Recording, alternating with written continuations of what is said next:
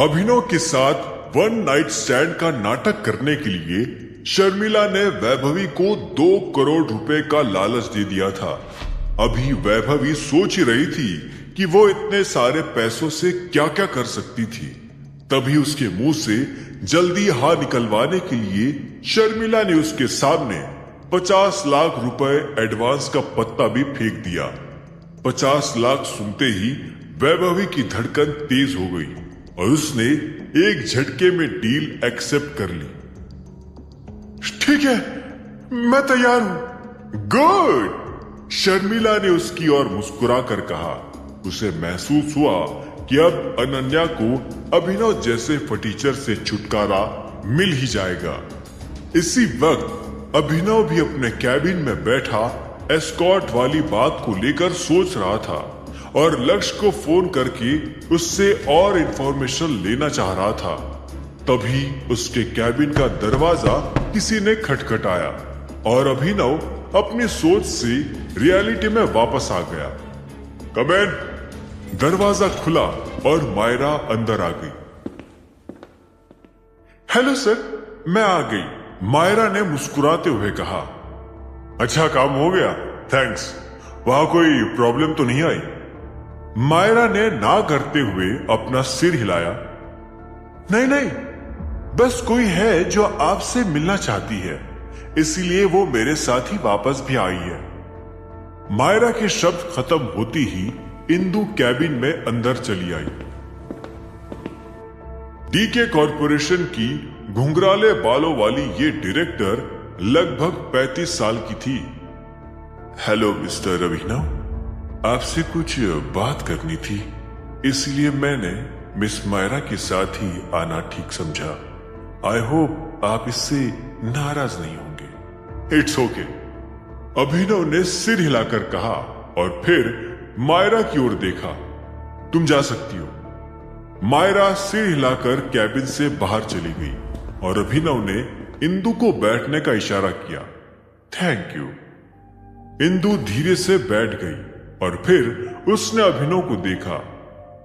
Miss Myra information लेकर आई थी कि आप कुछ टाइम के लिए कंपनी को बंद करना चाह रहे हैं।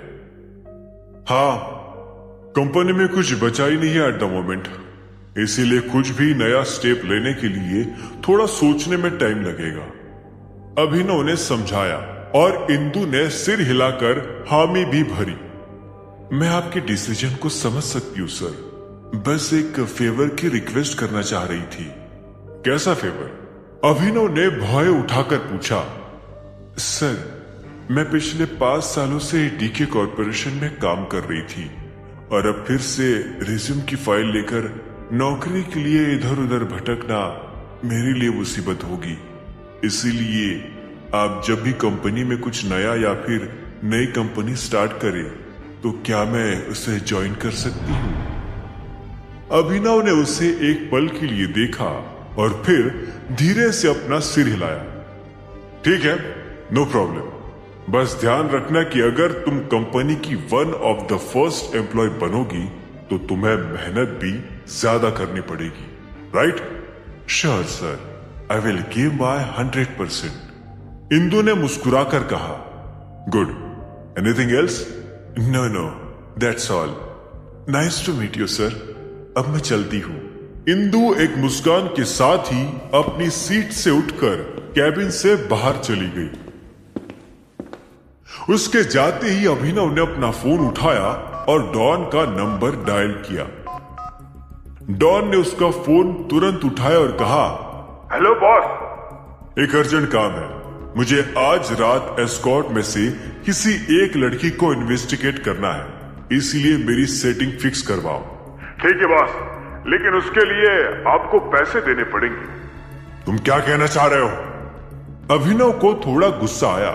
उसे लगा कि डॉन ऐसा कह रहा है कि वो एस्कॉर्ट के लिए पैसे भी नहीं दे पाएगा। फोन की दूसरी साइड डॉन ने भी उसका ये गुस्सा महसूस कर लिया और तुरंत अपनी सफाई दी। अरे बॉस, मेरा मतलब एस्कॉर्ट को पेमेंट आपको किसी आम इंसान की तरह ही करना पड़ेगा, टाइगर की तरह नहीं। अभिनव ने एक पल के लिए सोचा और फिर हाँ कर दी। ठीक है, चलेगा, मैं नॉर्मली ही पे कर दूंगा। ओके बॉस, और कुछ? डॉन ने पूछा। नहीं थैंक्स। अभिनव ने फोन काट दिया और फिर उसकी नजर डीके कॉर्पोरेशन की फाइल पर पड़ी। अब वो ये सोच विचार करने लगा था कि देवेन की इस कंपनी को किस काम में ले। यही सोचते सोचते उसने कई बार लक्ष्य को भी फोन लगाने की कोशिश की, पर लक्ष्य ने अभिनव का फोन एक भी बार नहीं उठाया। अभिनव ने उसे मैसेज करने का भी सोचा, पर फिर जाने दिया, क्योंकि वो वैसे भी खुद आज रात को एस्कॉर्ट को इन्वेस्टिगेट करने ही वाला था। ऑफिस टाइम खत्म हो जाने के बाद भी अभिनव अपने ऑफिस में ही बैठा रहा और फिर वहां से डायरेक्टली एटॉमिक बार चला गया।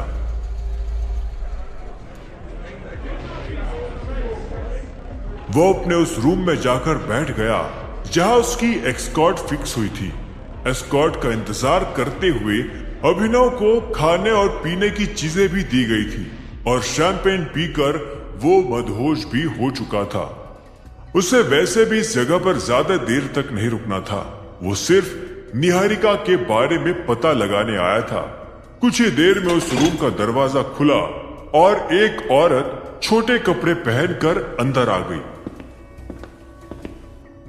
दरवाजे के बाहर भले ही वो हिचकिचा रही थी, पर अंदर आते ही उसे जबरदस्ती अभिनव के सामने एक मुस्कान के साथ चलकर आना पड़ा। Hello handsome. वो औरत अभिनव की ओर बढ़ने लगी थी। अभिनव ने अपनी दारू का ग्लास टेबल पर रखा और फिर उस औरत की ओर देखा। हेलो ब्यूटीफुल, पर मैं यहां किसी दूसरे काम से आया हूं। अभिनव की बात सुनकर वो औरत थोड़ा हंसी और फिर उसके कान में कुछ फुसफुसाते हुए उसके शर्ट का बटन खोलने लगी। अभिनव ने तुरंत ही उसका हाथ पकड़ लिया और फिर उसकी ओर रूखी नजर से देखा। रुक जाओ और अब तमीज से मेरी बात सुनो, नहीं तो अंजाम बुरा होगा। उस औरत की आंखें बड़ी हो गई और वो धीरे से अभिनव से दूर हट गई। तुम क्या करना चाहते हो? अभिनव ने उसका हाथ छोड़ा और पूछा, क्या नाम है तुम्हारा? शीला। तुम्हारी तरह यहां पर कोई निहारिका नाम की भी एस्कॉर्ट है या नहीं? अभिनव के इस सवाल से शीला और भी ज्यादा घबरा गई और उसने झूठ में ना करते हुए सिर हिलाया। अभिनव उसे नर्वस देखकर समझ गया था कि वो कुछ तो बात छिपा रही थी। उसे महसूस हुआ कि ये औरत दबाव में कुछ भी जवाब नहीं देगी, लेकिन लालच में फिर भी एक बार अपना मुंह खोल सकती थी। अभिनव ने अपनी जेब में से कुछ 500 के नोट निकालकर टेबल पर रख दिए। ये तुम सब रख सकती हो, अगर मेरे सवालों का सही जवाब दोगी तो। उन नोटों को देखते हुए शीला की आंखों में चमक आ गई थी। वो आसानी से 10 से 15 हजार रुपए थे। ठीक है, तुम्हारे सवाल का क्या कहूं, मुझे जितना पता होगा उतना बता दूंगी। अभिनव मन ही मन मुस्कुराया और फिर उसने अपना गला साफ करके पूछा, क्या यहां पर निहारिका नाम की कोई औरत है? शीला ने इस बार तुरंत अपना सिर हामी में हिलाया। हाँ, वो भी एस्कॉर्ट का ही काम करती थी। पलाशी उसे कुछ दिन पहले लेकर आया था। अभिनव का गुस्सा अब और तेज होने लगा। उसे महसूस हुआ कि कहीं ना कहीं अरबाज ने ही निहारिका को पलाश को बेच दिया था। लेकिन सवाल फिर यह भी था कि अरबाज ऐसा करता क्यों और उसने लक्ष्य से भी झूठ क्यों बोला था। अभिनव के मन में सिर्फ सवाल आते जा रहे थे, लेकिन जवाबों का दूर दूर तक नामो निशान नहीं था। तुम पहली बार उसका नाम सुनकर इतना घबरा क्यों गई थी? आखिर वो भी तो तुम सबके बीच बस एक एस्कॉर्ट ही है। अभिनव के सवाल पर शीला ने ना करते हुए सिर हिलाया। नहीं, अब नहीं है। शीला जवाब देकर टेबल पर रखे पैसे उठाने लगी। थैंक यू साहब, अगर सभी लोग सिर्फ सवाल जवाब करके ही इतने पैसे दे जाते तो क्या ही बात थी। अभिनव ने अपने सिर को हिलाया और फिर वह उठाकर पूछा, निहारिका कहाँ है अभी? अभिनव के सवाल से शीला फिर से घबरा गई। वो बोलने को तो झूठ बोल सकती थी, लेकिन उससे फिर यह भी लगा कि अगर अभिनव जैसा आदमी सिर्फ मुंह खुलवाने के लिए इतने पैसे निकाल सकता था तो मुंह बंद करने के लिए बंदूक भी निकाल सकता था। उसने डरते हुए एक पल के लिए अभिनव को देखा और फिर नजरें नीचे करके फुसफुसाया, अरबाज लेकर गया उसको। मैंने सिर्फ यही सुना है। शायद उसने पलाश या फिर अरबाज को ही नाराज कर दिया इसलिए, लेकिन जो भी हो उसका बचना मुश्किल है। अभिनव ने धीरे से अपना सिर हिलाया। उसने जैसा अंदाजा लगाया था कहानी उसी तरह से चल रही थी। हालांकि उसे अभी भी ये डर था कि अरबाज ने अब निहारिका को कहा और किस हालात में रखा था। आपके सवाल जवाब हो गए हो तो काम शुरू करें? शीला की आवाज सुनकर अभिनव अपनी सोच से बाहर आया और वो धीरे से उसके सामने खड़ा हो गया। मुझे तुम्हारे काम में कोई इंटरेस्ट नहीं। अभिनव के खड़े होने से उसकी परछाई शीला पर गिरने लगी, जिससे वो थोड़ा डरने लगी। सिर्फ ये बताओ, पलाश दिखता कैसा है? कोई नहीं जानता पलाश कैसा दिखता है, शीला ने हिचकिचाते हुए जवाब दिया। अभिनव ने उसकी आंखों में घूरा। उसके पास सवाल अभी भी कई सारे थे, लेकिन शायद शीला के पास जवाब खत्म हो चुके थे। उसे घूरते हुए ही वो उस रूम से बाहर आ गया और फिर उसने अपना मोबाइल चेक किया।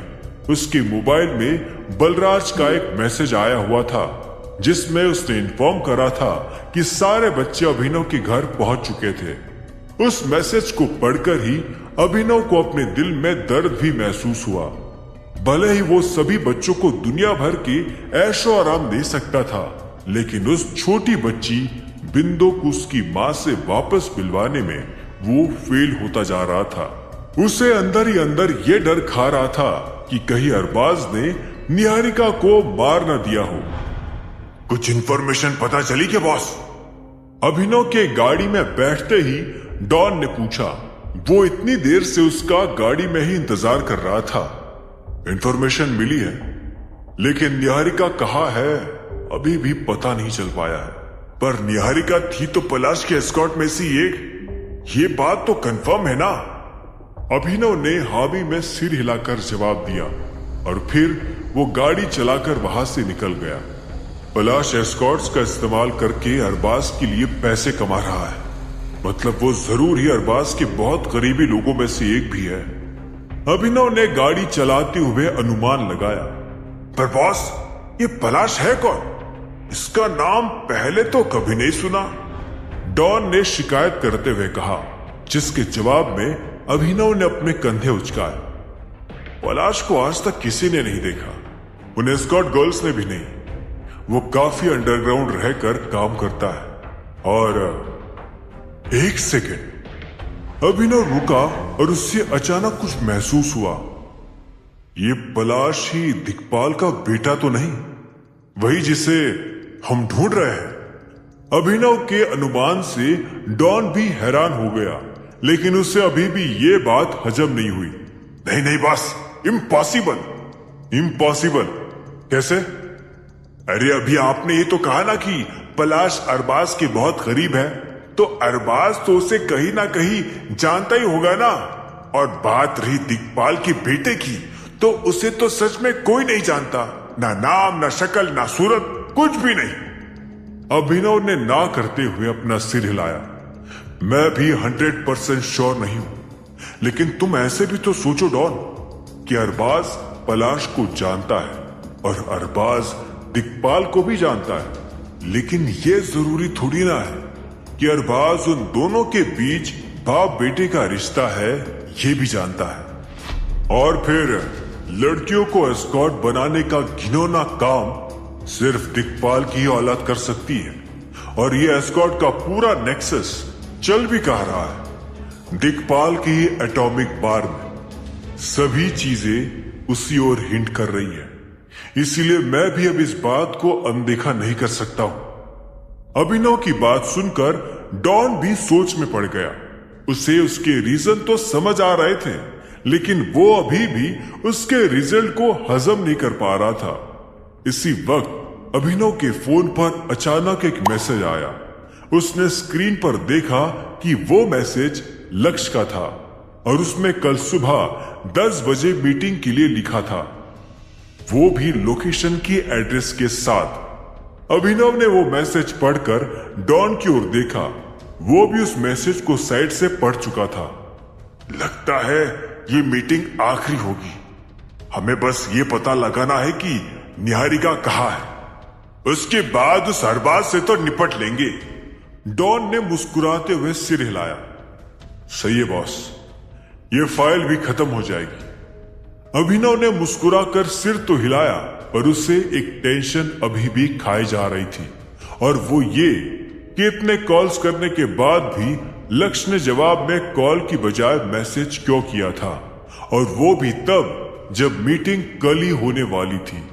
साथ ही अभिनव उस कोड के बारे में भी सोचने लगा था जो लक्ष्य को उसे भेजना था। हालांकि इतने कॉल्स मिस करने के बावजूद भी लक्ष्य ने उसे कोड नहीं भेजा था। ये सारी बात ध्यान में रखकर अब अभिनव को कुछ गड़बड़ महसूस होने लगी थी। लक्ष्य का मैसेज इस बार अलग क्यों हो सकता था? क्या पलाशी वाकई में दिक्पाल का बेटा था? अभिनव अब निहारिका को कैसे ढूंढने वाला था? क्या होंगे इन सभी सवालों के जवाब? जानने के लिए सुनते रहिए आगे।